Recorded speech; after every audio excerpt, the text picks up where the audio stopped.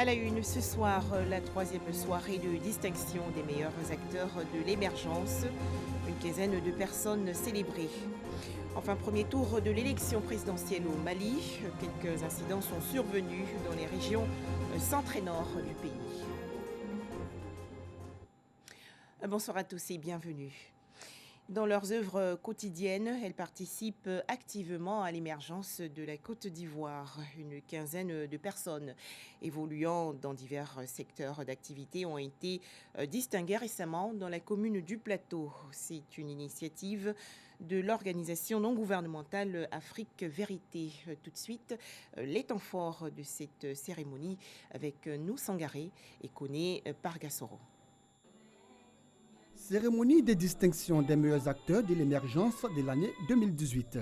15 personnalités ont vu leur mérite reconnu. Elles sont distinguées dans divers secteurs d'activité pour leur professionnalisme et leur sens élevé de la responsabilité. Parmi elles, le journaliste Abou Sanogo de RTI1 et l'opérateur économique Souleymane Touré, conseiller spécial du Premier ministre Amadou Gon Coulibaly. Pour les récipiendaires, cette récompense est le couronnement de plusieurs années d'efforts consentis. C'est pas donné quand même, c'est pas donné. Nous avions des amis qui ont passé l'essentiel de leur vie à faire ce métier-là et qui sont repartis sans avoir remporté, n'est-ce pas, un petit prix. Donc c'est aussi un mérite, mais c'est aussi une occasion de nous dire que nous ne devons pas baisser les bras, nous ne devons pas dormir sur nos lauriers et que ce prix-là doit être pour nous un stimulant pour toujours aller de l'avant. Nous sommes fiers d'être ici aujourd'hui et au nom de tous ces récipiendaires, donc pour exprimer donc notre gratitude et notre reconnaissance à Afrique Vérité pour cette reconnaissance au travail bien fait. L'ADN de la structure, c'est la célébration des valeurs, des talents qu'il faut honner à notre parti. La bonne gouvernance, pourquoi? C'est pour encourager les chefs d'entreprise à travailler plus encore dans les domaines respectifs.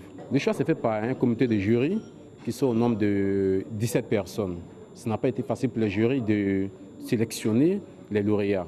La cérémonie de distinction des meilleurs acteurs de l'émergence, qui est à sa troisième édition, est une initiative d'Afrique Vérité, une organisation non gouvernementale qui œuvre pour la promotion de la bonne gouvernance.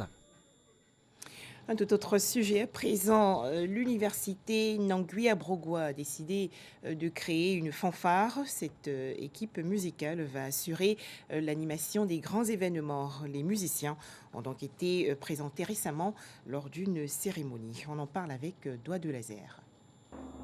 Étudiante en biochimie, technologie alimentaire, Sonia Bombardé ajoute une corde à son arc. Elle a appris à jouer dans le club fanfare de l'université Nangui Abrogwa Tadiamé, une expression de sa passion pour la musique.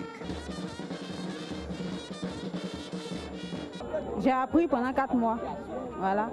Et maintenant je pense que je suis apte pour jouer. Pour montrer aussi que nous les filles aussi on peut taper. Oui. Et je trouve ça très intéressant d'ailleurs. Elle n'est pas la seule dans cette aventure. C'est passionnant, c'est chic en fait. Je suis très contente d'appartenir au groupe Majorette du crew A2 de Nangui Abrogwa. Le club fanfare vient en appui aux activités socio-culturelles et sportives de l'université Nangui Abrogwa d'Adjamé, une initiative du Centre régional des œuvres universitaires Abidjan 2. Tous les coups, on les fanfare. Donc il fallait que nous ayons aussi d'autres fanfares. Et c'est ce qu'on a fait avec les étudiants, formés en 6 mois. En 6 mois, avec l'aide des spécialistes, tels que le code de la gendarmerie. Au-delà de l'aspect académique, il y a d'autres activités qui contribuent à l'épanouissement de l'enfant, de la personnalité de l'étudiant. L'université Nangui Abrogwa dispose aujourd'hui de plusieurs clubs culturels et sportifs, entre autres le basketball, le handball, la danse et l'athlétisme. Plus de 800 étudiants participent à ces différentes disciplines. En vote pour la présidentielle au Mali, plus de 8 millions d'électeurs étaient aux urnes. À noter que le premier tour du scrutin s'est déroulé dans le calme à Bamako, la capitale. Cependant, quelques incidents, des agressions, saccages et vols ont été constatés dans les régions centre et nord du pays. Les détails avec Herman Niamia. École primaire publique Château de Cocody, un des centres de vote retenus pour l'élection présidentielle malienne en Côte d'Ivoire. Il est un peu plus de 9 heures quand nous arrivions dans cet établissement. L'ambassadeur de la République du Mali en Côte d'Ivoire vient d'accomplir son devoir citoyen. Une satisfaction d'avoir personnellement pu voter, comme vous l'avez dit, accomplir mon devoir civique en compagnie de mon épouse. Je pense que c'est un devoir que tout Malien inscrit sur la liste électorale devrait accomplir aujourd'hui. Faire le même geste pour le bonheur de notre démocratie, pour le bonheur de notre pays. Ici, tout se passe comme prévu. Les quelques 2700 électeurs inscrits sur la liste électorale arrivent pour exprimer leur devoir civique. Ça va très bien. Depuis hier, on a mis tout en place. Jusqu'à 22h, on était là hier. Et ce matin, tout le monde est venu. Tout celui qui vient, il vote et puis s'en va. Je suis très heureux d'avoir voté en bonne santé.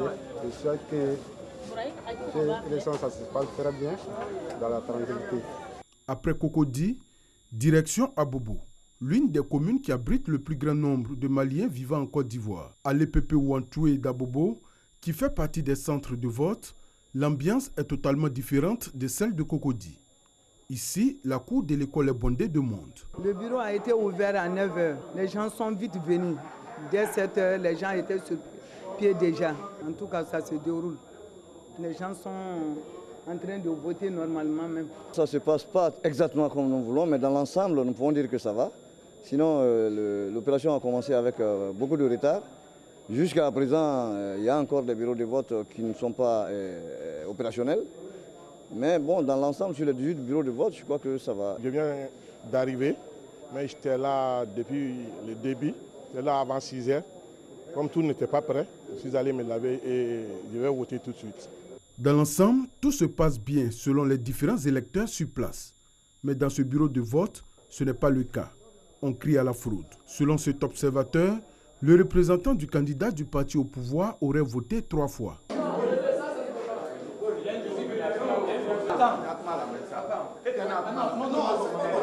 C'est les gars qui trichent. On doit voter 3 bulletins. On voit 3 bulletins, on parle ça, on dit non, on n'est pas président, quoi. Ils sont en train de tricher actuellement là. C'est pas bien. Ils disent qu'il y a une progression, on n'a pas vu. Ils doivent nous montrer pour nous prouver que c'est ça. C'est pas à vous, on montre, c'est à nous. C'est l'association de l'opposition, et la majorité. Si vous avez remarqué quelque chose, vous avez remarqué quelque chose que c'est pas normal. Vous venez voir le président du bureau.